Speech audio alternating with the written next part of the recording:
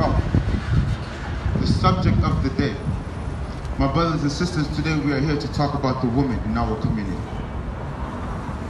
The negligence, the abandonment of the woman in our own community.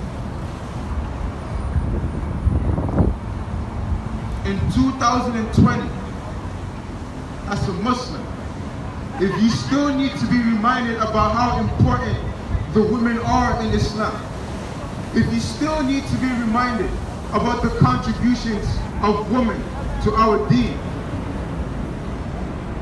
then it seems to me you are on a path of ignorance, and you better hurry up and educate yourself before Allah SWT make it too late for you.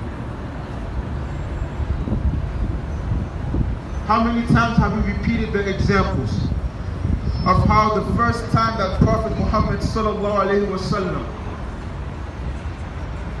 communicated with Angel Jibreel and became so afraid? In whose arms did he run to? He ran into the arms of a woman for comfort. The arms, the heart of women is the source of peace of our communities. But this same heart is being bruised, taken advantage of, abused, and we sit here and say nothing. How many times do we need to repeat the example of how the first woman to die for the cause of Islam was a woman? The first person to believe in the Prophet Muhammad ﷺ was a woman. The first person to pray with the Prophet was a woman. The greatest scholar in Islam, Aisha radiallahu anha, was a woman. Ain't nobody contributed more hadith that we make good use of today than Aisha radiallahu anha. Why do I still need to remind people? Why are we still reminding brothers and sisters about the importance of women in our deen? And in the context of current events, in the context of the social atmosphere that we are in right now, the same way we are excited, the same way we rush to remind the non-Muslims about the contributions of Muslims to the world, right? When we start talking about whether Muslims are terrorists and whether Muslims are good or bad, we are excited to remind the non-Muslims, don't forget, most of the advancements in science and technology was by the Muslims. The father of algebra, Al-Khwarizmi, was a Muslim. They even say that the one who first invented coffee was a Muslim. So no Muslims, no Starbucks. We are so quick to remind them, yeah, the Muslims.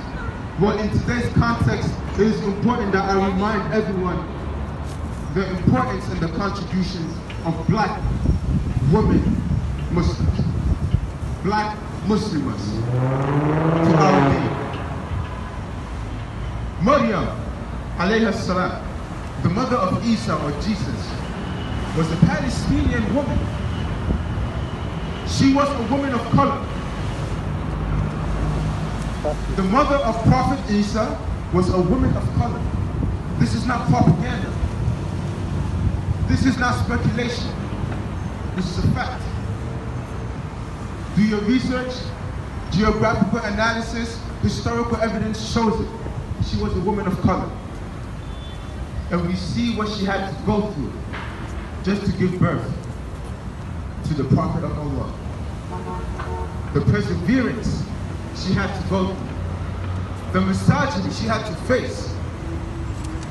We ask that Allah subhanahu wa ta'ala grant us perseverance like that of Maryam alayhi salam.